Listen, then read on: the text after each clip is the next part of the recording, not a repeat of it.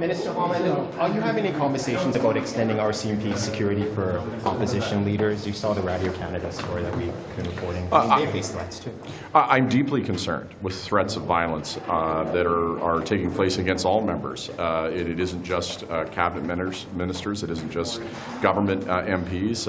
Unfortunately, we've seen across the political spectrum a rise in threats, and I'm hearing from many members who are worried about their safety. So this is a process that we are having conversations about. I think that it's essential that anybody feels safe doing their job, and that's what this comes down to. And that's particularly important in democracy. We need good people to run for public office, and if they see that it isn't a safe job for themselves and for their families, they're going to be repelled from that work. So yes, we are having conversations regularly, both at the Board of Internal Economy, with opposition leaders, and as a government. What about RCMP protection? Well, I'm not going to get into the specifics, about those conversations. I can just say that there have been a number of incidents. There's been an escalation in those incidents. It's been clear that the threat environment is changing rapidly, and that we have to respond to that. And how we respond to that, that's a conversation that's taking place between So, can I ask you about the vote this afternoon? It seems like the vote's going to pass. I'm just wondering what it means in terms of confidence into this person. What's your interpretation of such a vote being passed? Well, I think my first interpretation is that that there obviously it continues to be tension between ourselves and the opposition on this issue. That's something that we need to get to a place, frankly, where we're focused on other issues. I think Canadians are most concerned about issues around affordability, climate change, other issues, and we have to figure out a mechanism to dispel the politics from this and the partisanship from it, because it is preeminently unhelpful. And so we have tried a number of different iterations. It's a complicated process because many of these things are by necessity national security. My question was about procedural parliamentary perception. The fact that a majority of MPs would say we don't have confidence in this man, does it change anything from your perspective as an expert in these fields? No. Look, I think David Johnston has been somebody who's been selected by the Conservative Party on two separate occasions, both as a Governor General and also as somebody to review the questions around former Prime Minister Brian Mulroney. They had great confidence in them. Their questions about him now, I think, are political. I think that they don't agree with his conclusions. And I would say that Mr. Poilievre has a way to look at the same information and to be able to speak in broad terms if he disagrees, but he refused to look at that information. So I think those objections are largely political. Jeremy Singh is bringing this motion forward. He's agreed to get that private, confidential briefing. What does that say to you? Or if he's saying, I'm bringing this motion forward because I feel the perception of bias, whether it's true or not, has tainted this process too much. Like, that's what Jagmeet Singh is saying about this motion. That's not what Poilievre is saying. Well, what I'd be interested in, after Jagmeet Singh gets an opportunity to get that same briefing and look at that same information, we'll look and see what he says. We're open to having conversations. What I think is important is that David Johnston did look at all of this information, issued his conclusions, and he's a person of independence and a preeminently distinguished Canadian who would, of course, not do anything other than serve his country. So after Jagmeet Singh looks at this, we're going to continue having conversations. As I was just saying, it's essential that we take the politics out of this and we move to a place where we can begin focusing on the issues that Canadians are focused on, which do include foreign interference, but not fighting over things that are elements of national security when leaders haven't even seen it and are saying that they're disagreeing with something they haven't even seen.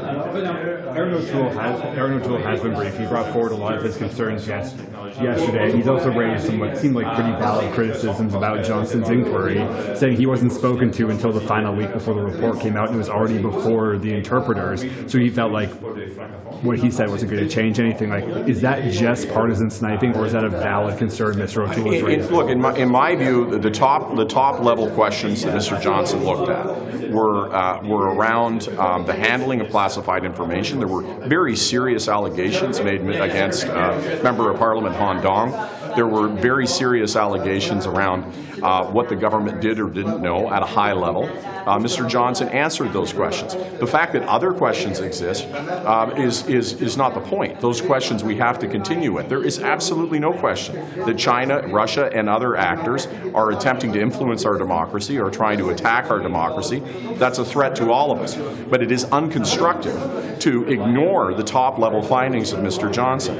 I think that those should be accepted. If they aren't accepted, you should at least look at the documents that he made those conclusions on. To say that you still don't accept them, I think it's a ridiculous position to say that you reject his position without even looking at the information when you have the opportunity to. So just so I understand, so basically, if a majority of MPs representing a majority of Canadians votes and says, Johnston, we don't have confidence in him, he should step down, you're saying that's just politics and that shouldn't be taken seriously? No, of course we take it seriously. The distinction here is that the opposition parties are political entities.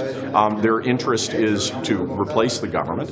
And so when they take a position, it's up to us to work with them and to be able to move through that. And so what I'm saying is that in this moment, you're right, but they haven't looked at the information. So once they look at the information, at least Mr. Singh has agreed to look at the information, then let's continue the discussion. But to judge the conclusions of Mr. Johnson without even looking at the information is, in my opinion, premature and political in nature. So let's at least wait until that information is seen. Est quand même victime de menaces, mais aussi de gestes qui pourraient être agressifs à certains moments. Alors, je pense qu'on est rendu là, puis c'est une bonne chose. Sur le vote cet après-midi, hier, vous initiez des motions, il y en a. Ben, il y en a tous les jours. Deux par semaine. Ben, il y en a tous les jours. Mais vous semblez, pour certains qui entendent ça, ça peut sembler comme si vous minimisez le caractère d'une motion. Ben, écoutez, il y en a tous les jours. Mais M. Blanchet disait on ne peut pas considérer une motion du Parlement comme étant symbolique, alors... Ben non, mais moi, je vous dis, ça fait 9 ans que je suis ici, il y en a à peu près à tous les jours. C'est sûr que le Parlement s'exprime, mais le Parlement adopte une motion, puis ben, tant mieux, c'est l'expression de la volonté du Parlement. Nous, notre rôle, c'est de gouverner. Mais la question, c'est est-ce que quand il y a une majorité, vous minimisez la... Non, mais je dis, écoutez, des motions, il y en a plusieurs. Tout ce que je vous dis, c'est que nous, c'est régulier des motions au Parlement. Là, vous êtes en gouvernement minoritaire, et là, la majorité du Parlement dit que vous avez tort. À un moment donné, il faut en prendre acte, non? Bien, comme on prend acte de toutes les motions qui sont adoptées au Parlement, mais le gouvernement, son rôle, c'est d'agir dans l'intérêt public, dans l'intérêt commun. C'est ça le rôle du gouvernement. Est-ce que la crédibilité de M. Johnston a été entachée, en plus le fait qu'il ait pris comme principal acolyte pour mener ce dossier-là, mais c'est quelqu'un qui a donné au Parti libéral pendant longtemps. Ça donne pas, il n'y a pas un nombre au tableau là-dedans? Ben, je pense que vous parlez de son avocat. Là. Si on commence à regarder ce que les avocats de ceux qui sont là, qu'est-ce qu'ils font pas, moi je pense que le rôle de l'avocat dans ce dossier-là, c'est un rôle particulier qui a décidé de se faire représenter par avocat. Mais moi, je pense qu'écoutez, le rapport contient les recommandations, puis notre rôle, nous, c'est d'aller de l'avant avec les recommandations qui sont dans le rapport. Mais est-ce que vous dites, est-ce que... We're negotiating. But how is it that your negotiations with other car makers? Well, I talk to everyone. Well, come talk to us in the No, I have to go, but I talk to everyone. This is my daily job. It's negotiations. There's no drama. Is it complicating, like when you're negotiating with other car makers? Because you want to track them. Yeah, listen, it's not complicating in the sense that we have these discussions with pretty much every battery manufacturer. I mean, you know, I said it, Canada is the place to be for the economy of the 21st century. So it's not surprising that more people want to come and invest in Canada. And when it comes to negotiation, you know, that's my daily job. You know, I negotiate with people every day. So this is one of them. We're negotiating. We're actively negotiating with them. And I told the workers, I told everyone, you know, I'm confident that we're going to get to a deal. A good deal for Canada, for the workers, and for the industry. No, thank you. Merci. Ask you a quick question about security of ministers. CBC Radio Canada is reporting that the RCMP is going to be stepping up security for ministers because of threats that they've seen. Have you seen an increase in threats that you're receiving to your office? Certainly felt it. I can't speak about any operational details that will be announced, but we certainly feel it. And I'm usually not the one that's targeted. Cabinet ministers that are targeted are ones usually that are female or racialized. So if I'm feeling it, it probably means that others are feeling it more than I am. So it is a worry. And did they increase during the pandemic? Did they change during the pandemic? I think the nature evolved during the pandemic, and then particularly during the the so-called Freedom Convoy, you had some really loopy people making some really grave threats to folks anywhere. So it's been compounded, and I think it sort of started before the pandemic and has risen to a crescendoed into something that's pretty scary for a lot of people. En français, pouvez-vous juste confirmer que le sentiment de vulnérabilité parmi le Conseil des ministres est à la hausse? Ben, je pense qu'il y a certainement un sentiment, puis comme je l'ai dit en anglais, surtout de la part de gens, de femmes puis de gens qui sont racialisés dans le cabinet. Moi, je le sens, je l'ai senti, j'en ai reçu.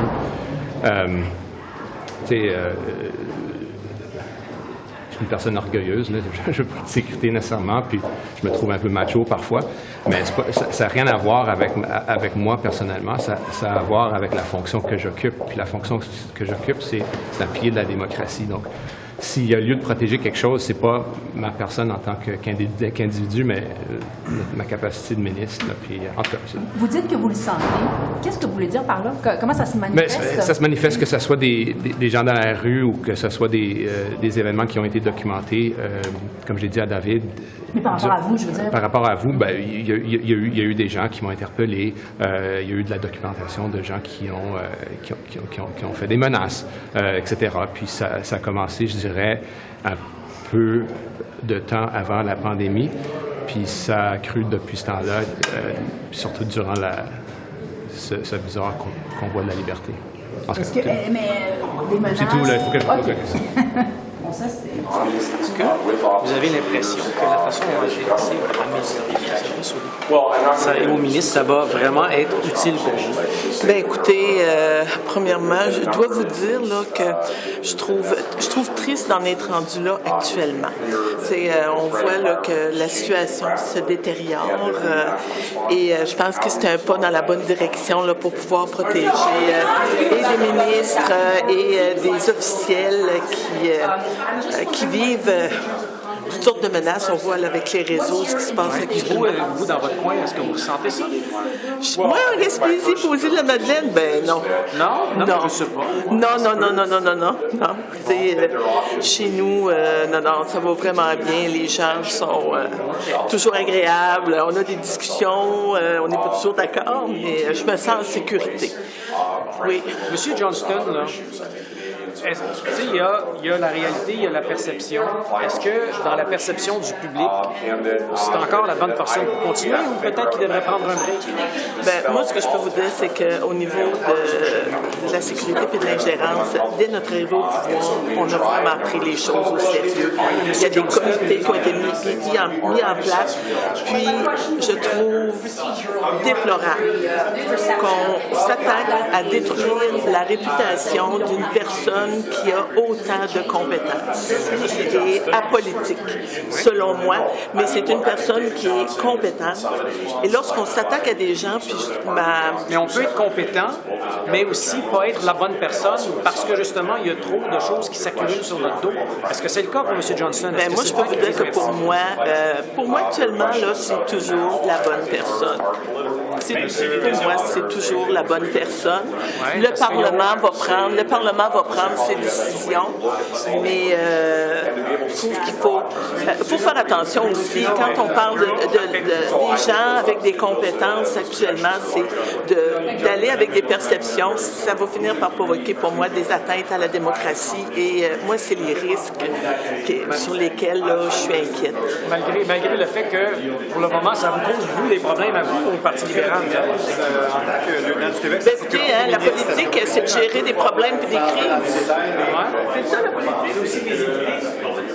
La sécurité des ministres, on c'est quoi le besoin? Je dirais que ça va au-delà des ministres.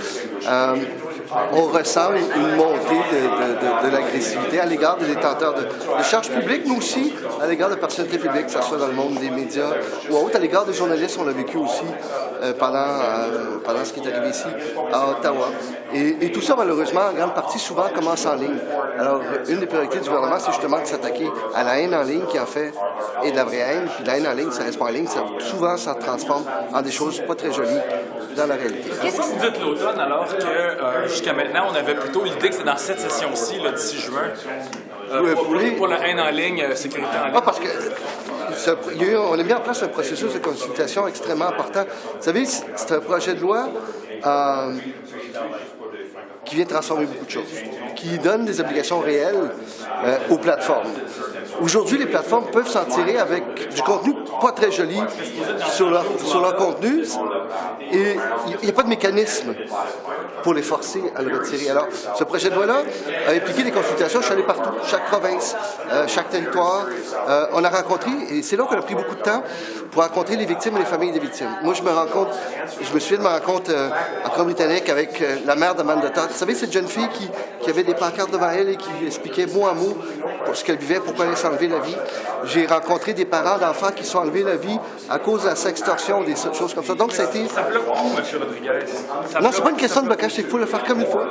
Il faut avoir des discussions avec tout le monde, incluant avec les plateformes. C'est un projet de loi qui est trop important pour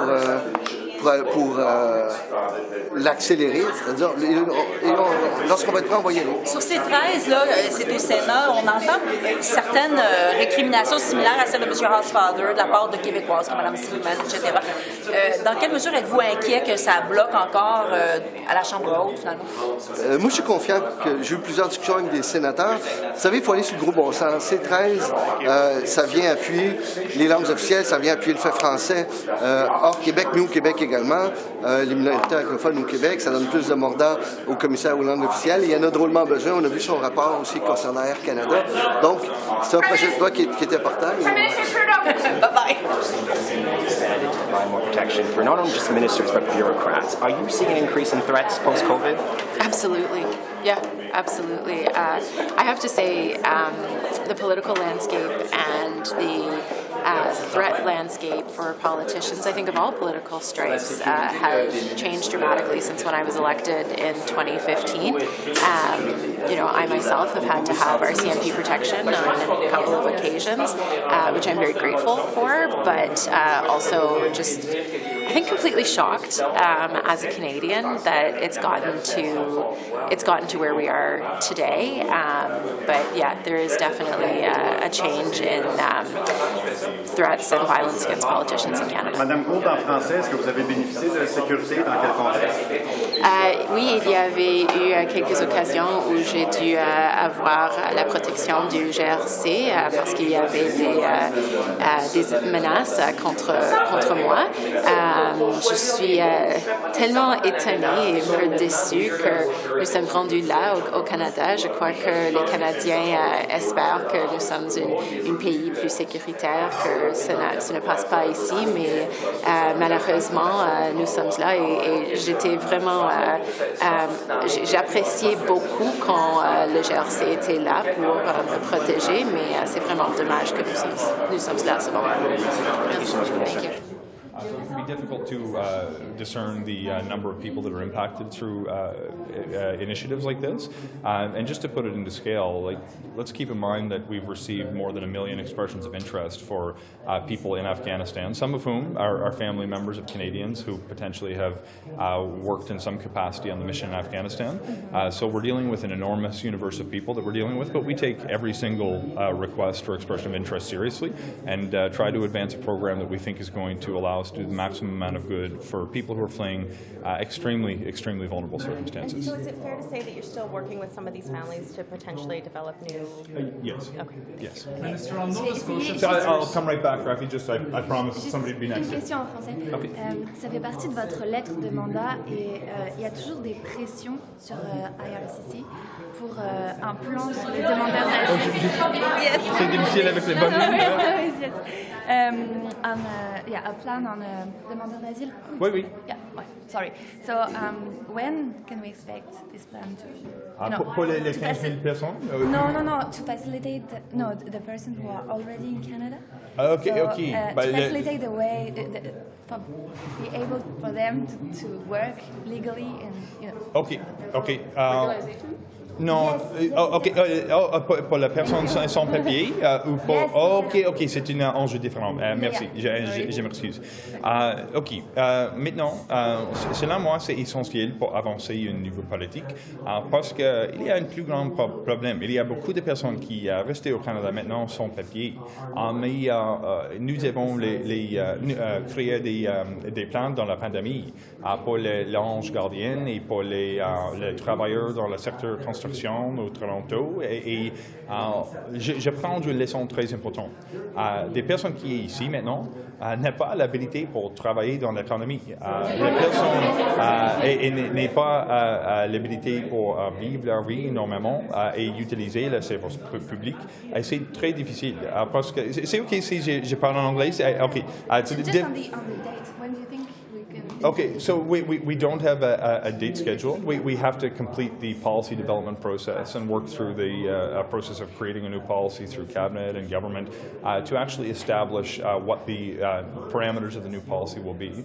The goals will be to find people who are currently living in the shadows in Canadian society, to recognize that they are here, to recognize that particularly for people who've in some instances been here for decades, who have Canadian families, that not recognizing that they are here and need to be provided with some kind of a solution, which will not only serve their interests, but in my opinion, serve the interests of Canadian society by allowing people to participate fully in the economy and receive the services that they may benefit from and recognize they have worth and provide value. There's more policy work that needs to be completed, and when that's done, we'll be happy to share the timelines on which we can roll out any new programs. Okay, merci. Et je m'excuse pour l'anglais. Hey, on the Nova Scotia fires, we're hearing from colleagues on the ground that fishermen are very concerned that the fires are getting too close to their gear. They cannot go back and retrieve that stuff. Do you know if the government is planning anything to help out with this specifically? So just before I answer your question directly about the fishery, let me just say to people back home, we are working really, really hard to extend whatever supports we can and to provide whatever assistance may be requested by the provincial government as well. This is an all-hands-on-deck moment. The scenes look like they're out of a horror film. The apocalyptic drive you've seen people going down the highways. We have between 16 and 18,000 people displaced in my province right now. Hundreds of people are watching their homes burn and are very worried about the well-being of their families and are at risk of losing absolutely everything. And I just want people to know that we are willing to pull out all the stops to make sure that people are safe and have the support they need. One of the unique needs that you mentioned, and now to address your question directly, is that of the fishery. This is an important time of year in the most important economic sector for my province, worth billions of dollars every year. There are hard-working people who are not able to go fish. I want to say thank you, first to Minister Blair for his extraordinary work to liaise with the provincial government on all things related to this emergency, but also Minister Murray, who made the decision just yesterday to extend the season, recognizing that people have lost days in the season to go earn a livelihood for their families, and we'll look at what further measures we can do. We also have programs that will, I expect, to be triggered through the Disaster Financial Assistance Arrangement. The exact coverage is provided by the federal government, depends, as the way the process works, on expenditures that the provincial government announces they will start to cover. But we've learned from Hurricane Fiona that the federal government can backstop up to 90% of the eligible expenses that were not insurable.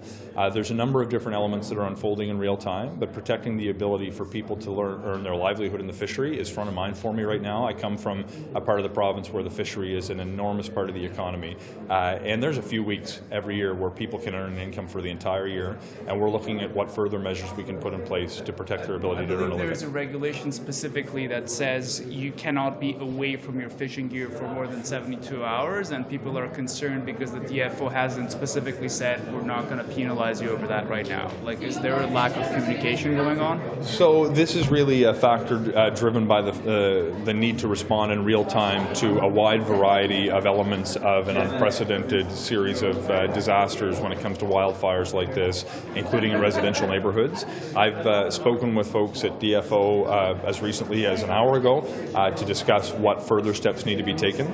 This is one of the items that we are aware of and are working towards right now. I don't want to preempt my colleagues who need to make informed decisions based on facts that continue to emerge in real time. We're aware of the ordinary rules that require a person not to be separate from their gear. These are extraordinary circumstances, and we're going to look for ways to support people. The specific means in which that support will develop will become apparent over the next number of hours and days. But as we respond, the first priority is to keep people safe. And everybody's focus right now is on making sure that we can protect the interests and lives of the people who've been forced to flee. Once we have a handle on making sure that people's lives lives will no longer be at risk.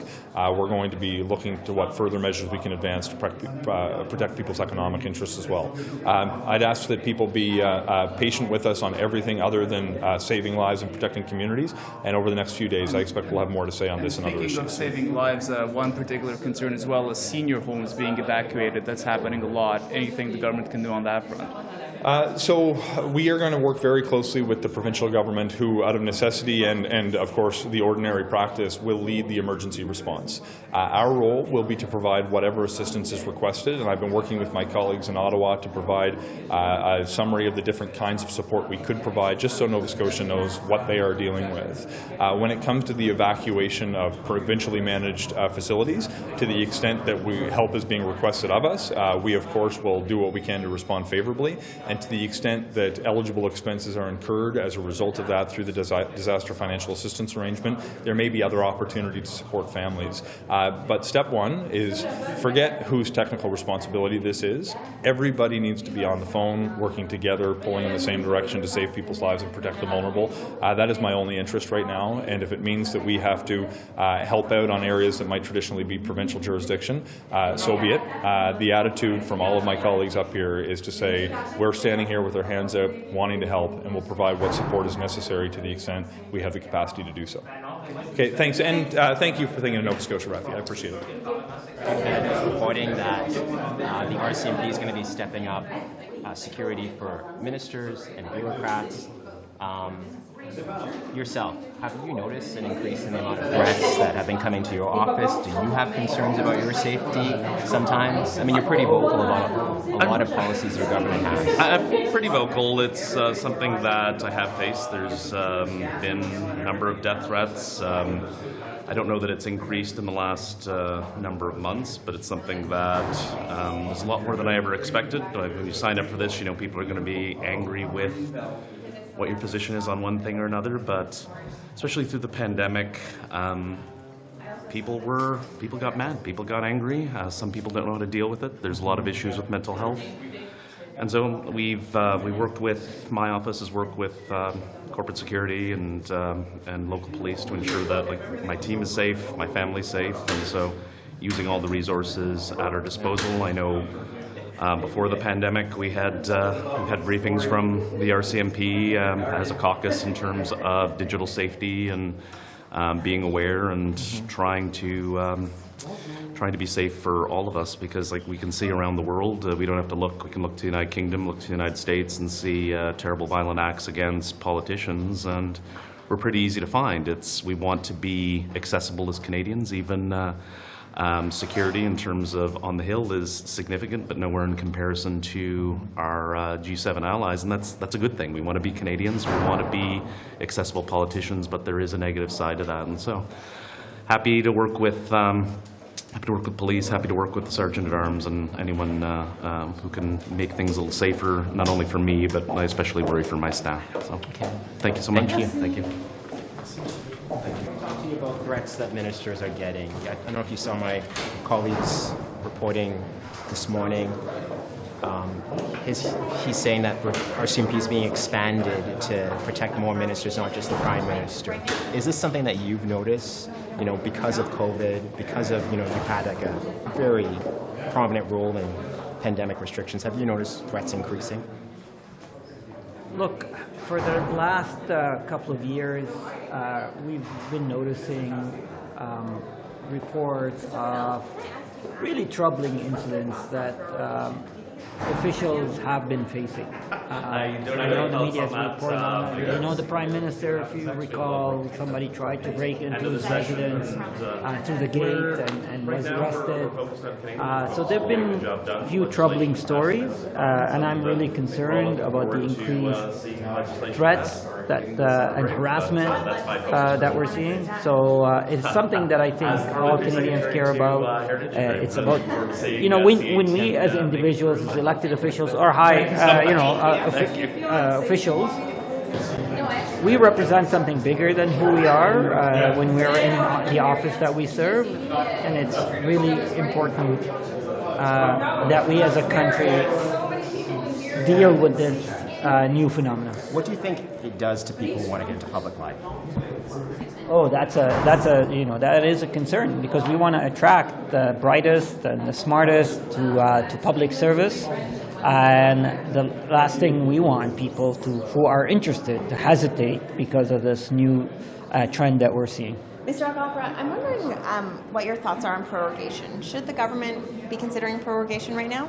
Oh, I don't know anything about prorogation conversation. But I'm asking for your opinion. Do you think that's the right move right now for the government? We're here to pass our legislative agenda, to serve Canadians, to respond to the challenges that Canadians are feeling today, to build our economy. So that's our priority. So that's a no to prorogation. Those are our priorities, yes. Thank you.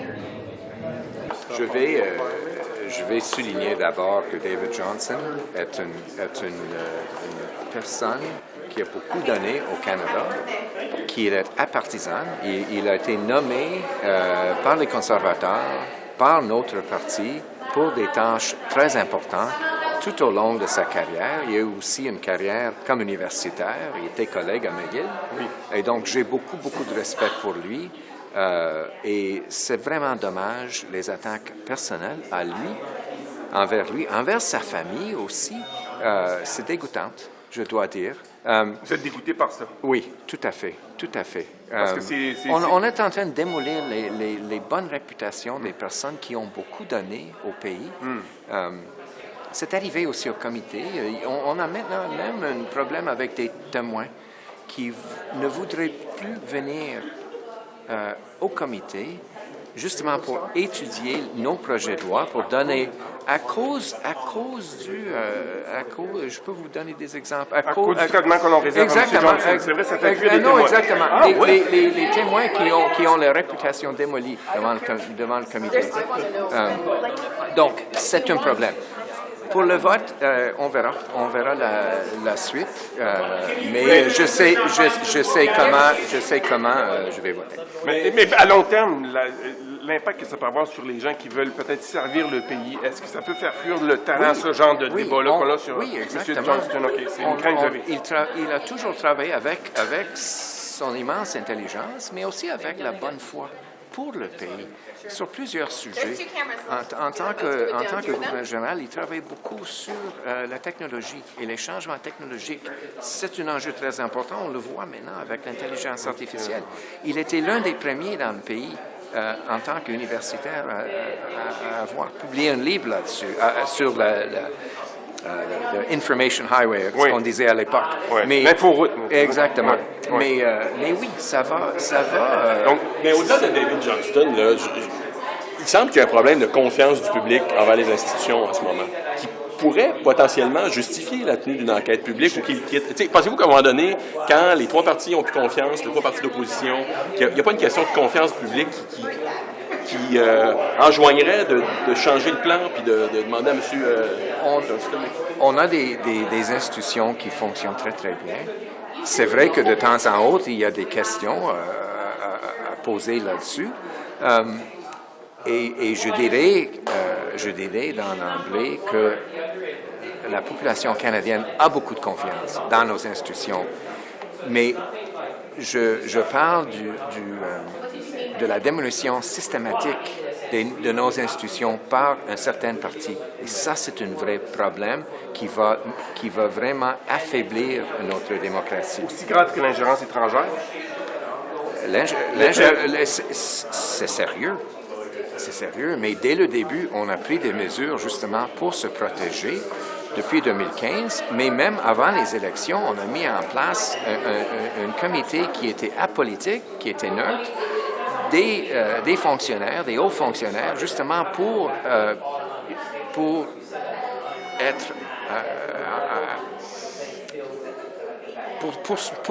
nous protéger.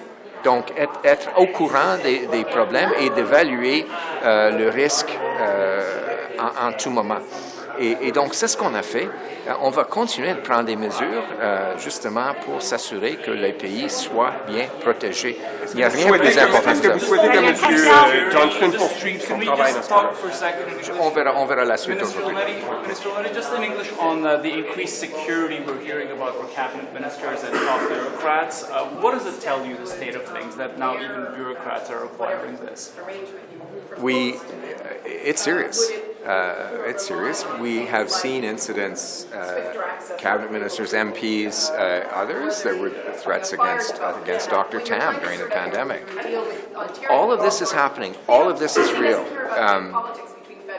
I just found out that, on the street that I grew up on,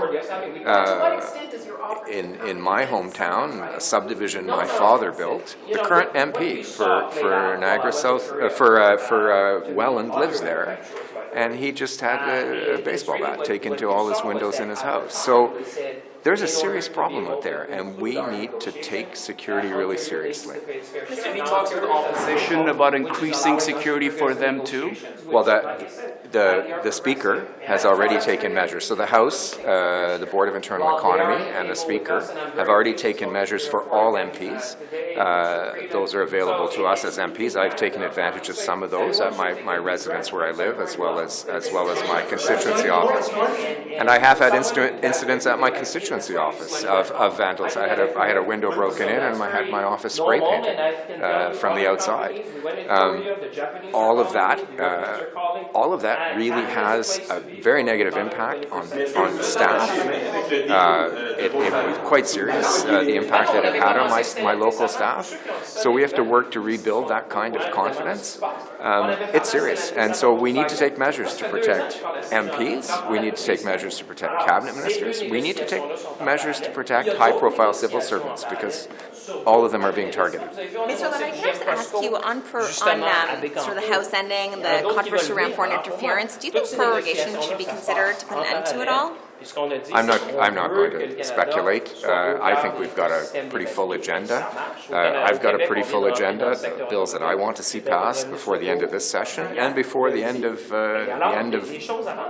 this parliamentary session in 2 years.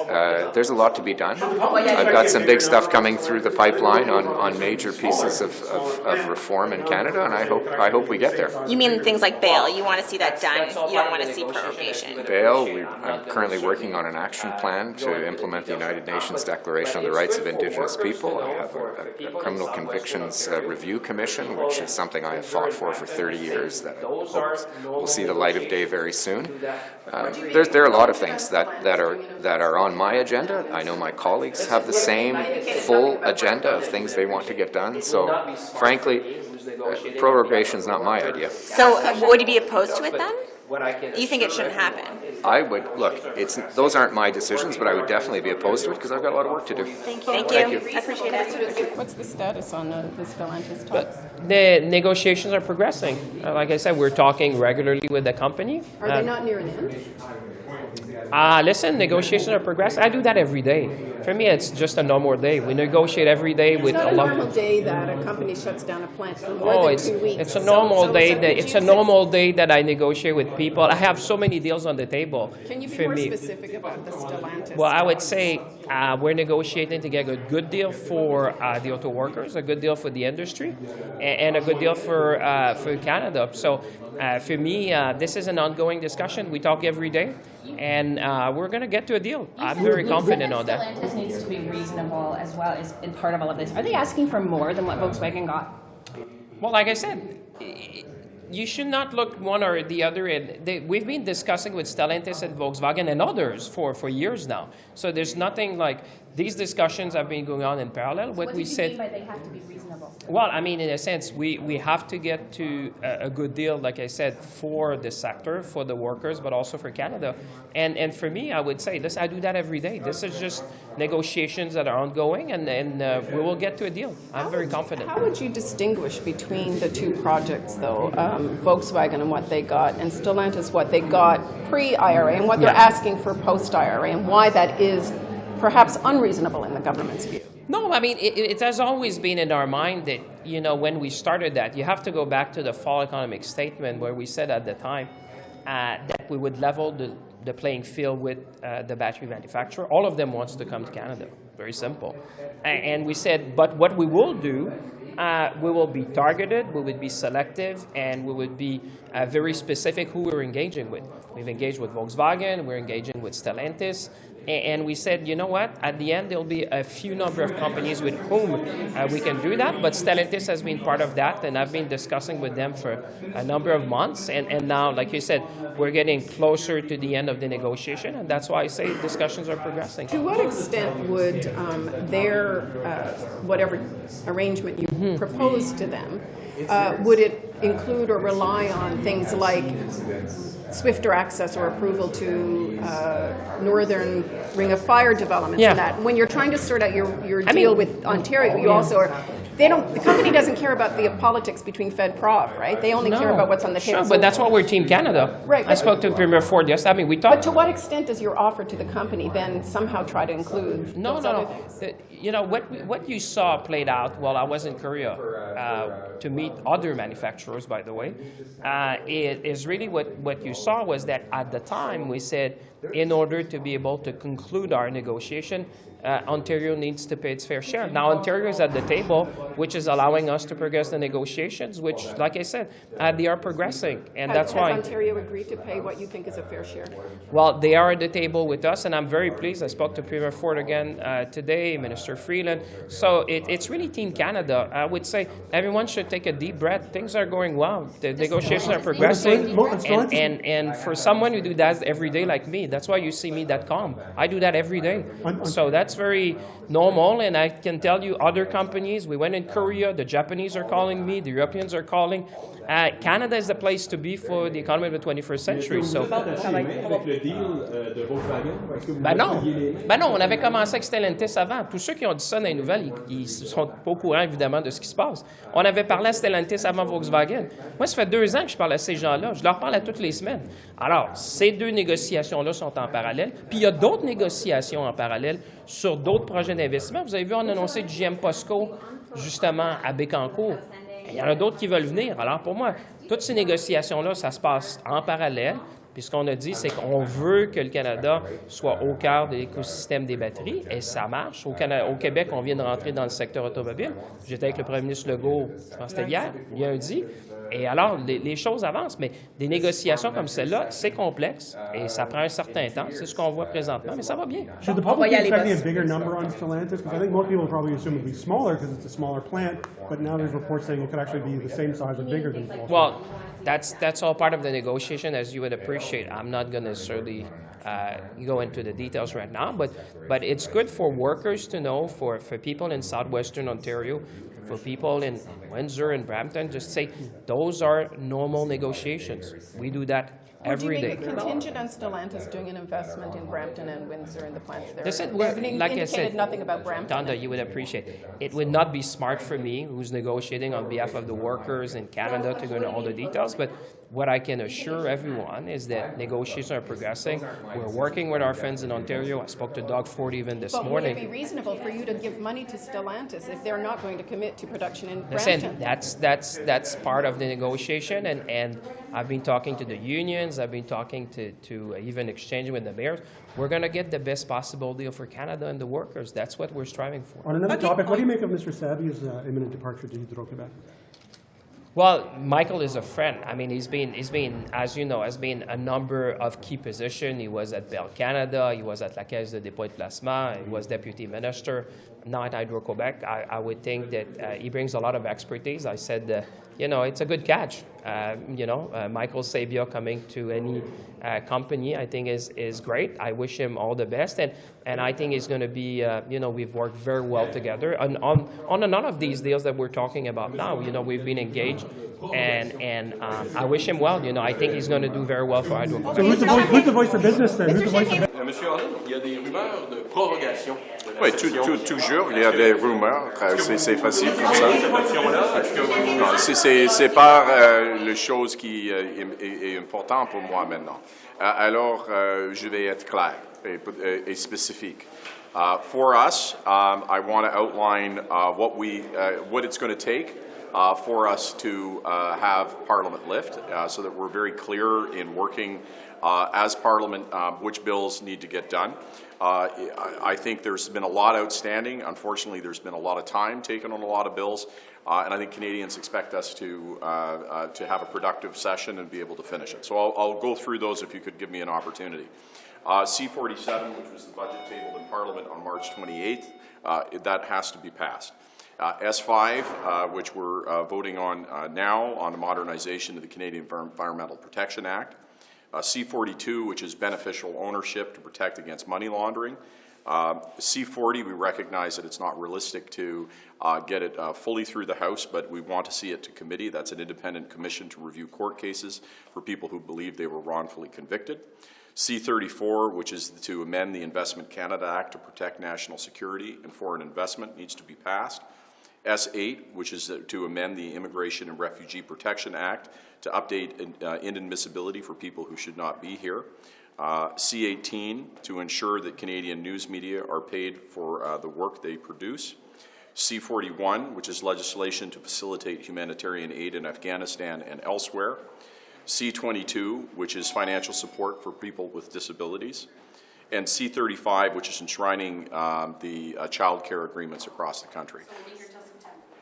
So, look, it's aggressive, but, you know, we've taken a lot of time, frankly, and I have to be honest. I mean, you know, one of the frustrations I've had as House Leader is we are unable to get from the Conservatives how many speakers they have, how long they want to spend with bills. They won't give us any of that information, and that's left us in a situation where there was a lot of obfuscating, a lot of time taken, a lot of lack of clarity in the calendar, but these matters have been debated.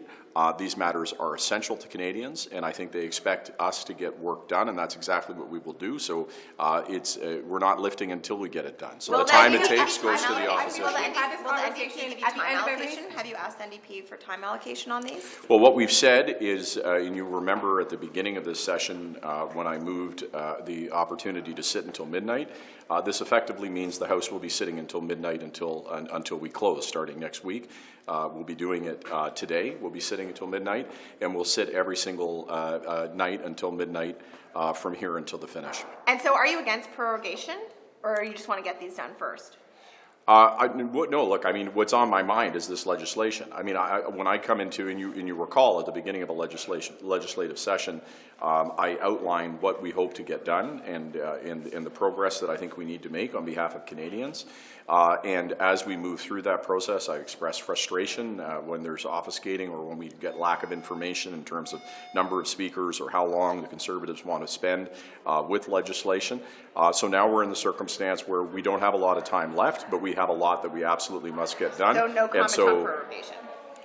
Sorry? It seems like it's a no comment on prorogation. Well, it's not on my mind. I mean, I could tell you that what's on my mind is getting this done. But I is understand it on the table? I feel like we have this conversation around this time every year, and what follows after it is some sort of warning shot to the opposition that there's going to be time allocation or some other control measures to ram things through. Is that what you're signaling today? No, what I'm signaling today is what I've signaled all the way along. The frustration that I've had in having the responsibility to shepherd the legislative agenda through Parliament is that the Conservatives will not tell us how many speakers they have. They will not tell us how long they want to spend with bills. So we have to effectively try to navigate the legislative session with blindfolds on. And at a certain point in time, and months and months and months of asking, and emails and emails and emails of asking for how many speakers and how much time they have, and being ignored and not getting a response, the rubber hits the road. And so the consequence now is that we have a limited amount of time. They won't cooperate on telling us how many speakers or what their agenda is. So we're sitting here every night until midnight, and we're going to get the work of the nation done. Is the NDP on board to support you if you were to bring in closure on all of those things? Well, I don't think... You have a deal that supposedly prevents them from obstructing your agenda. I wouldn't be here unless I felt confident that working with other parties, not just the NDP, but with the Bloc and other parties, including the Conservatives on many of these bills, that there's an agreement to bring them to a close, that they've had more than ample opportunity to be debated and to be in committee. So yes, I'm listing these 9 bills that are going to be sent to completion to be sent to the Senate. and the one bill that is that's going to go to committee, you know, that's reflective of a lot of conversations. And so would support you on a closure. Well, I mean, we could talk. I mean, we can talk bill by bill, because some of those bills we do have agreement in some cases with all parties to let it collapse and to move forward. In other cases, we do have obstruction and a refusal to allow things to move forward. In many cases, we have a complete lack of information. That really only comes from the Conservative side. I have to say the Bloc Québécois has been very clear in terms of the number of speakers they have and the amount of time they have. And this is the frustration I have, that if it is totally fair to disagree on bills, it is totally fair to have disagreement on the content of what is in legislation, but to refuse to engage, to talk about how much time is needed, how many speakers are needed, how much time at committee, how much time in the House, to refuse to engage that creates an unacceptable situation. And so this is the situation we're in. Well, no, absolutely. That's a fair comment. It is my tough luck, and that's why I'm here today saying what our solution is and how we're going to get the work of the House done. And that's closure time allocation. No, Because no, I recall no. when you guys were in opposition in third party that, you know, the Liberals and the NDP called closure, time allocation, anti-democratic moves by the Conservatives, and now you are increasingly turning to that. Well, I So think what's different actually, here? well, there's a couple of things that are very different. First of all, I have been very reticent to use time allocation. It has been used very sparingly since September. And that what I continue to say every meeting, every week that I have in the House leaders, every conversation that I have with the Conservatives, is to say how much time do you need? Right. How much time do you need a committee? How much do you? And but so there, and then no, but just one second. Well, no, let me ask you. Let me pose this question back to you. When the same speech is being made again and again and again and again, and no information is given in terms of when it might end or how long they want to work with it. Those are the rules of the House. Sure, but so are the rules of the House for the majority of the House, and we do not have a majority as a single party, but we do have a majority with multiple parties to be able to say the time for debate is over, the time for action is now. So it's not Canadians expect. Absolutely, it's not. Absolutely, it is not, and it is not for a very specific reason.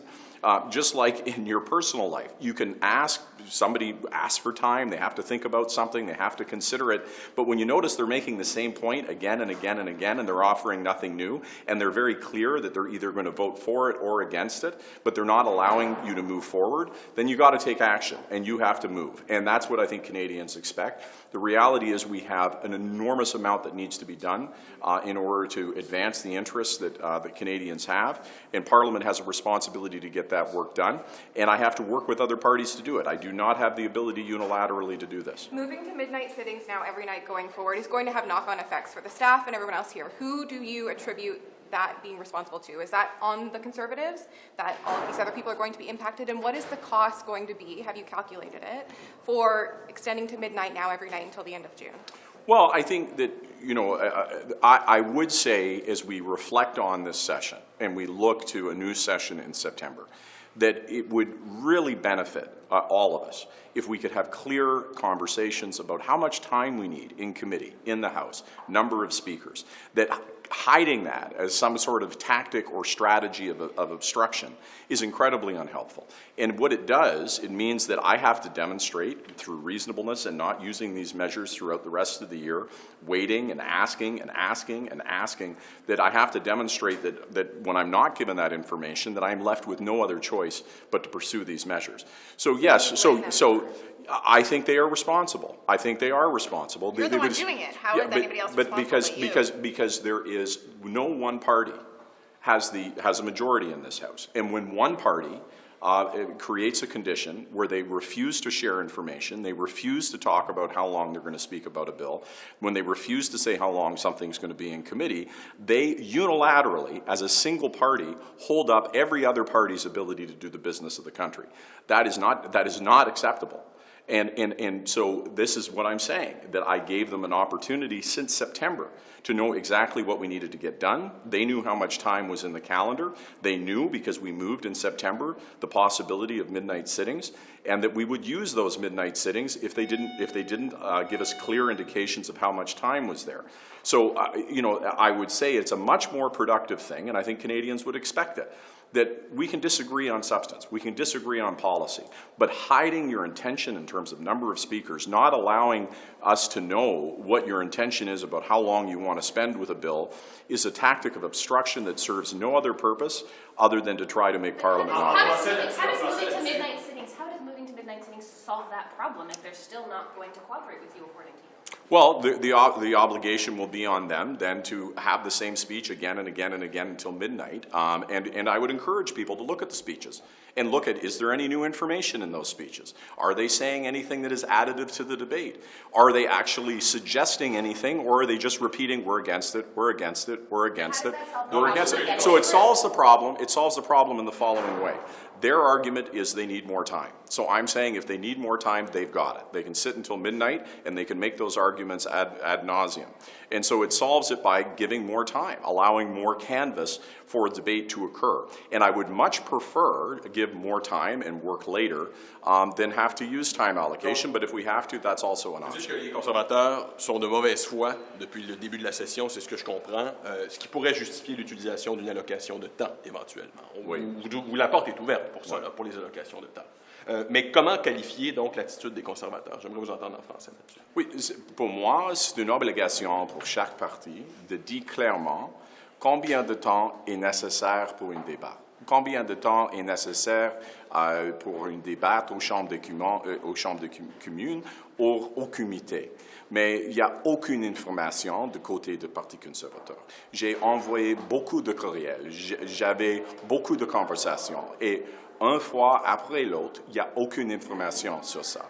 Et maintenant, on n'a pas beaucoup de temps. Il y a 4 semaines et c'est absolument essentiel que les législations qui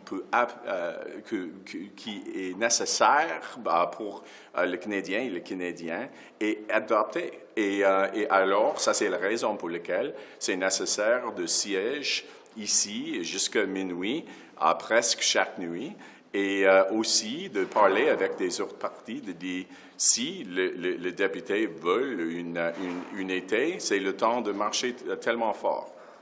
Merci beaucoup. Thank you.